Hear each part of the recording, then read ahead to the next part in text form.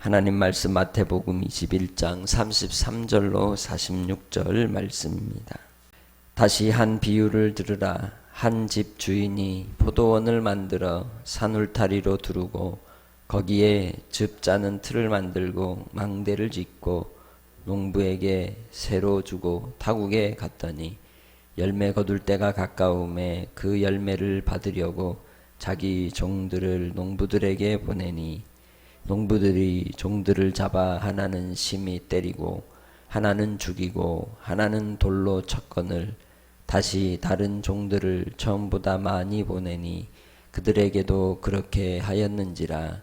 후에 자기 아들을 보내며 이르되 그들이 내 아들은 존대하리라 하였더니 농부들이 그 아들을 보고 서로 말하되 이는 상속자니 자 죽이고 그의 유산을 차지하자 하고 이에 잡아 포도원 밖에 내쫓아 죽였느니라. 그러면 포도원 주인이 올 때에 그 농부들을 어떻게 하겠느냐. 그들이 말하되 그 악한 자들을 진멸하고 포도원은 제 때에 열매를 바칠 만한 다른 농부들에게 새로 줄지니이다. 예수께서 이르시되 너희가 성경에 건축자들의 버린 돌의 모퉁이의 머릿돌이 되었나니 이것은 주로 말미암아 된 것이요 우리 눈에 기이하도다 함을 읽어본 일이 없느냐. 그러므로 내가 너희에게 이르노니 하나님의 나라를 너희는 빼앗기고 그 나라의 열매 맺는 백성이 받으리라. 이 돌 위에 떨어지는 자는 깨지겠고 이 돌이 사람 위에 떨어지면 그를 가루로 만들어 흩으리라 하시니 대제사장들과 바리새인들이 예수의 비유를 듣고 자기들을 가리켜 말씀하심인 줄 알고 잡고자 하나 무리를 무서워하니 이는 그들이 예수를 선지자로 알미었더라. 아멘. 예수님께서 예루살렘을 가신 이유는 이제 하나님의 뜻 가운데 구속의 역사를 이루시기 위하여 들어가셨습니다. 이 말씀을 나누는 대상은 성전 안에 있던 대제사장들과 장로들에 대하여 함께 말씀하시는 내용입니다. 그 말씀 속에서 우리에게 가르쳐 주시고자 하는 중요한 핵심은 하나님 나라에 대한 이야기인 것이죠. 31절에서도 하나님의 나라에 대해서 말씀하셨습니다. 또 다른 비유를 들어 말씀하실 때에 이 포도원 주인의 이 비유를 통해서도 무엇을 얘기하고 있습니까? 하나님 나라를 이야기하고 있습니다.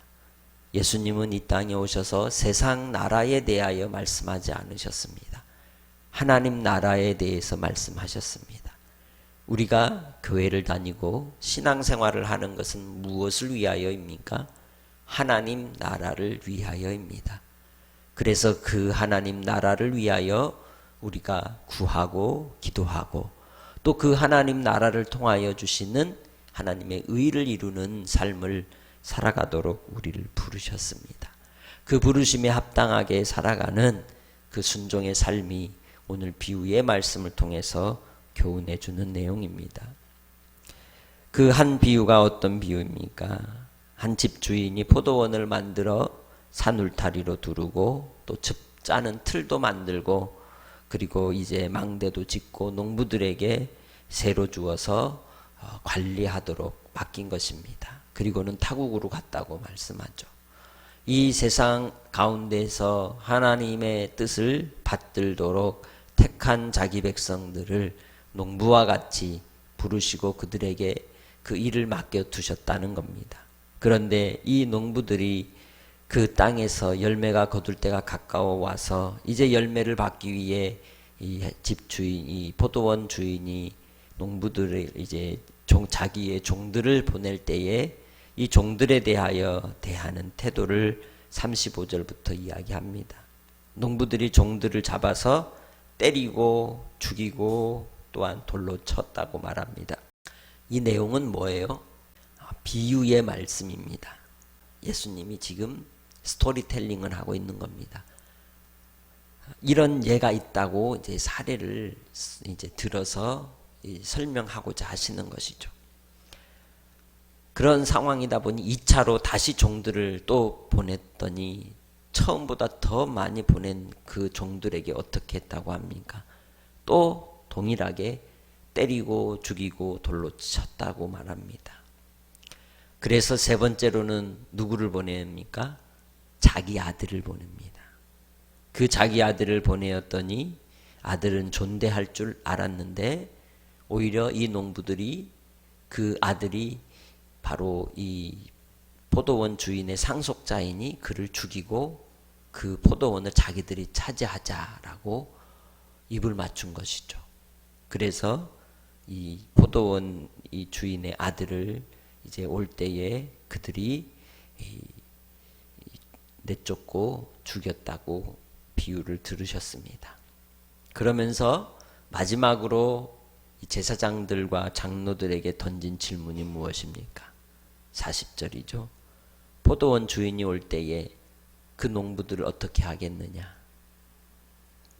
그것은 유대인들의 삶이 그래했다는 것을 얘기하는 거죠.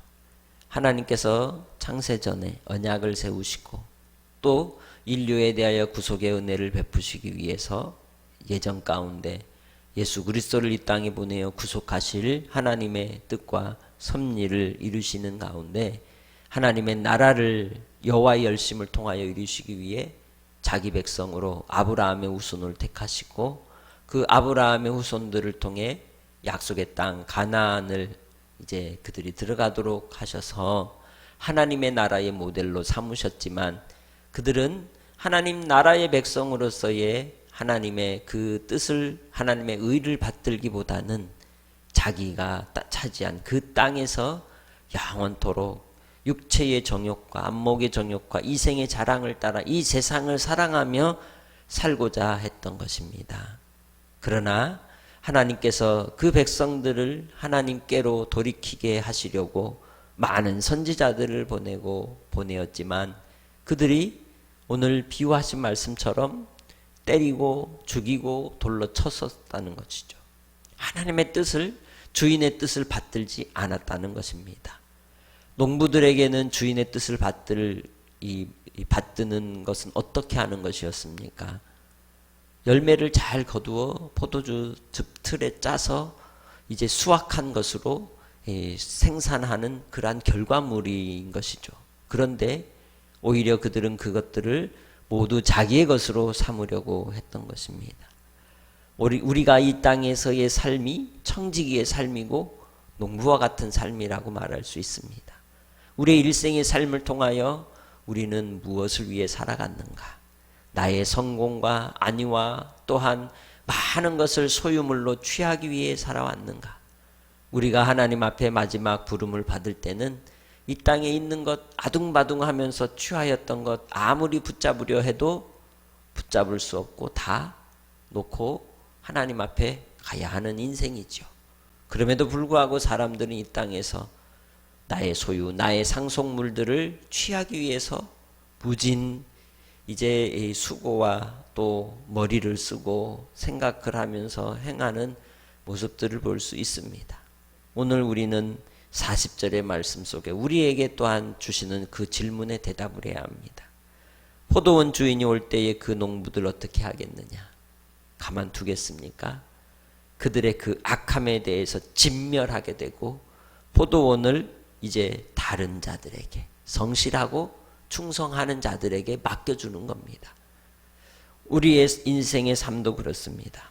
이 땅에서 우리가 하나님 앞에 우리의 삶을 살아갈 때에 하나님이 나를 부르신 그 부름의 상을 위해 달려가는 믿음의 삶으로 충성하시기를 주의 이름으로 축복합니다.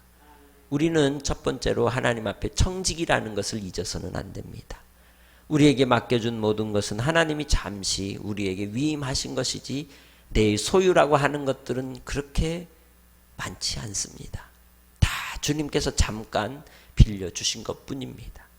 그러한 청지기적 삶과 사명감으로 이 땅에서 섬기고 사랑하며 살아가는 믿음의 성도들이 되시기 바랍니다. 뿐만 아니라 두 번째로 그렇게 주님께서 맡겨주시는 이유는 하나님 나라와 하나님의 의를 향하여 살도록 하시기 위함입니다. 모든 물건들은 그 물건이 만든 용도와 목적이 있는 것입니다. 그런데 그 용도와 목적에 합당하게 사용하지 않으면 그것을 우린 죄라고 말합니다. 우리는 하나님 앞에 우리의 삶의 목적과 용도에 합당한 삶을 하나님께 구하고 기도하며 나 자신을 하나님이 기뻐하실 만한 제물로 주의 의를 위해서 드리고 살아가는 성도들이 되시길 주님의 이름으로 축복합니다. 주님께서 이 일들에 대해서 42절로 46절을 통해 이제 예수님이 이 땅에 오신 이유와 그 목적이 무엇이며 또한 그 백성들에게 주실 하나님의 은혜가 무엇인지를 말씀합니다. 42절에 성경에 말씀하기를 건축자들의 버린 돌이 모퉁이의 머릿돌이 되었나니 이것은 주로 말미암아 된 것이요 우리 눈에 기이하도다.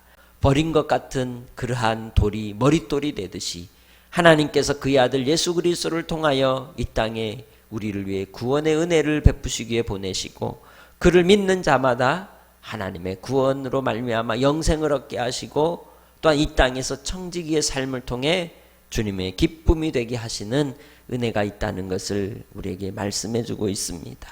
이제 우리는 하나님의 나라를 쟁취한 자들이 되었습니다. 하나님의 은혜로 받는 자들이 되었습니다. 그 은혜와 은사를 따라 이제 그 나라를 위하여 열매를 맺는 삶을 사시기 바랍니다. 43절 내가 너희에게 이르노니 하나님의 나라를 너희는 빼앗기고 그 나라의 열매 맺는 백성이 받으리라. 아멘. 그 나라의 열매가 무엇일까요?